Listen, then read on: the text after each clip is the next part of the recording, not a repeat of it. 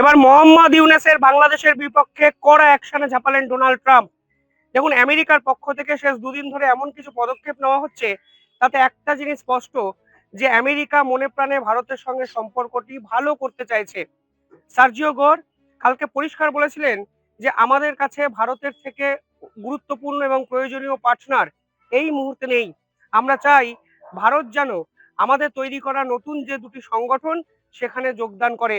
আর আজকে বাংলাদেশ এবং পাকিস্তানের বিপক্ষে একসঙ্গে আমেরিকা কিন্তু কড়া অ্যাকশন নিল, যেখানে তারা ৭৫টি দেশের মধ্যে কালো তালিকাভুক্ত লিস্টে বাংলাদেশ এবং পাকিস্তানকে রাখলো, যাদের নাগরিকদের মাইগ্রেশন ভিসা আর আমেরিকার পক্ষ থেকে দেওয়া হবে না। অত্যন্ত গুরুত্বপূর্ণ খবর, মনে রাখবেন, যখন মাইগ্রেশন ভিসা দেওয়া বন্ধ করে দেয় কোনো রাষ্ট্র, তা একটা জিনিস পরিষ্কার, যে সেই রাষ্ট্র আলটিমেটলি ওই যার বিপক্ষে পদক্ষেপ নেওয়া হয়েছে তাকে ভালো চোখে দেখছে না। এবং যেভাবে রাষ্ট্র চলছে সেই পরিচালনার পদ্ধতি নিয়ে কিন্তু আমেরিকা সরাসরি প্রশ্ন তুলে দিয়েছে। এবং আমেরিকা পরিষ্কার বলেছে যে আমরা এই ধরনের সিদ্ধান্ত নিতে বাধ্য হচ্ছি, কারণ সে দেশের সরকাররা আমাদের এই ধরনের সিদ্ধান্ত নিতে বাধ্য করেছে। যে তথ্য কালকে সামনে এসেছে সেখানে বলা হয়েছে যে ২১শে জানুয়ারি থেকে আমেরিকা ইমিগ্রেশন ভিসা সাসপেন্ড করে দিয়েছে। এবারে ইমিগ্রেশন ভিসাটা কি? দেখুন, বহু নাগরিক আছেন বিভিন্ন দেশের, যারা এর আগে আমেরিকায় বিভিন্ন ভিসাতে যেতেন। যাওয়ার পর তারা যখন সেখানে কাজকর্ম জোগাড় করতে পারতেন, তখন তারা গ্রিন কার্ড হোল্ডার হয়ে যেতেন নির্দিষ্ট কিছুদিন থাকার পর। যারা গ্রিন কার্ড হোল্ডার হয়ে যেতেন তাদেরকে কিন্তু আমেরিকা তাদের নাগরিকত্বে সম্মানিত, যাকে বলা হচ্ছে ইমিগ্রেশন ভিসা। এবার এই ইমিগ্রেশন ভিসা এবার আর বাংলাদেশ এবং পাকিস্তানের মতো দুই রাষ্ট্রকে দিতে চাইছে না আমেরিকা। এই ধরনের ভিসা যদি দেওয়া হয় তাহলে পার্মানেন্ট লং টার্ম একটা সলিউশন বেরোয় সে দেশে থাকার জন্য। শুধু তাই নয়, গ্রিন কার্ড হোল্ডার হওয়া যায় এবং লং টার্ম থাকার জন্য ইমিগ্রেশন ভিসার থেকে আমেরিকাতে এই মুহূর্তে আর কোনো উপায়ও নেই। ফলে বুঝতেই পারছেন, অত্যন্ত গুরুত্বপূর্ণ একটা জিনিস যা ডোনাল্ড ট্রাম্প এবার বাংলাদেশিদের জন্য বন্ধ করে দিলেন।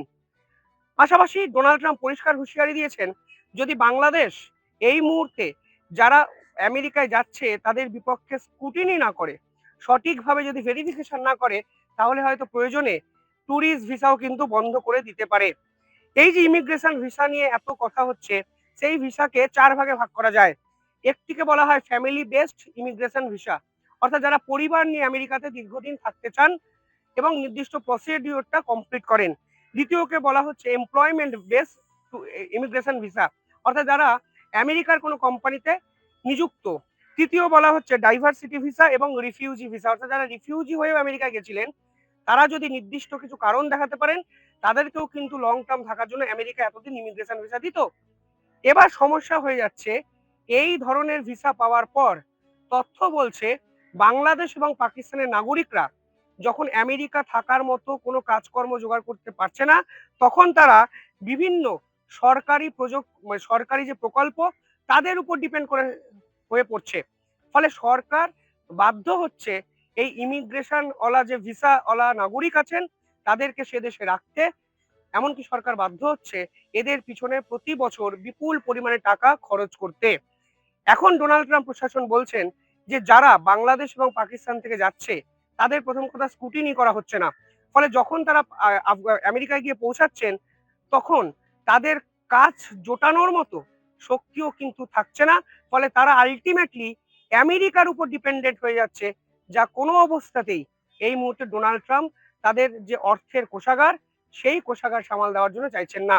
যদিও ডোনাল্ড ট্রাম্পের পক্ষ থেকে বলা হয়েছে এই মুহূর্তে ট্যুরিস্ট ভিসাকে ওপেন রাখা হয়েছে, স্টুডেন্ট ভিসাকে ওপেন রাখা হয়েছে, টেম্পোরারি ওয়ার্ক ভিসাকে ওপেন রাখা হয়েছে। যদিও এখানে একটি ডিসক্লেমার আমেরিকার পক্ষ থেকে দেওয়া হয়েছে যে মোহাম্মদ ইউনূসের বাংলাদেশ যদি এই নাগরিকদের পাঠানোর আগেও যথাযথ স্ক্রুটিনি না করে, চেক না করে, তাহলে ভবিষ্যতে নাগরিকদেরই হয়তো আমেরিকাতে আর ঢুকতে দেওয়া হবে না।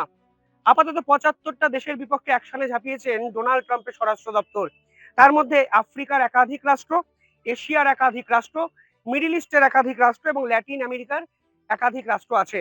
কিন্তু উল্লেখযোগ্য বিষয় হলো ভারতের দুই প্রতিবেশী রাষ্ট্র, মানে বুঝতেই পারছেন, বাংলাদেশ এবং পাকিস্তান, তাদেরকে এই লিস্টে ঢুকিয়ে দেওয়া মানে আন্তর্জাতিক স্তরে মান সম্মান দুই রাষ্ট্রের সম্পূর্ণভাবে ধুলোতে মিশে যাওয়া। এই দুই স্টেপ ডোনাল্ড ট্রাম্প প্রশাসনের পক্ষ থেকে ডিপ্লোম্যাটিক স্তরে অত্যন্ত গুরুত্বপূর্ণ একটি স্টেপ। এই মুহূর্তে ভারত চায়নার দিকে ঝুঁকে পড়েছে। ভারতের সঙ্গে বাংলাদেশ কিংবা পাকিস্তানের সম্পর্ক অত্যন্ত খারাপ। ফলে এই পদক্ষেপের পর আমেরিকা কিন্তু বকলমে ভারতকেও বার্তা দিল যে আমরা তোমাদের সঙ্গে সম্পর্ক রাখতে চাইছি। তোমাদেরকে যারা ডিস্টার্ব করছে তাদেরকে আমরা আমাদের দেশ থেকে আস্তে আস্তে দূরে সরিয়ে দিচ্ছি।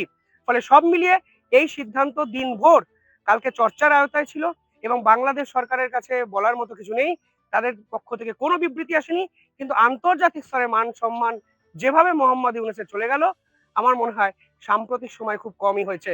পাশাপাশি মোহাম্মদ ইউনূসকেও কিন্তু কড়া বার্তা মোহাম্মদ ইউনূস পন্থী লোকেদেরকে কাচি করে দেওয়া হলো এক্ষেত্রে, যে পরিষ্কার বুঝিয়ে দেওয়া হয়েছে যে তোমরা যেইভাবে ন্যাশনাল সিকিউরিটির সঙ্গে ছেলেখেলা করছো তা কিন্তু আমেরিকা নজরে রাখছে এবং আমেরিকা কিন্তু কড়া অ্যাকশনে ঝাঁপালো।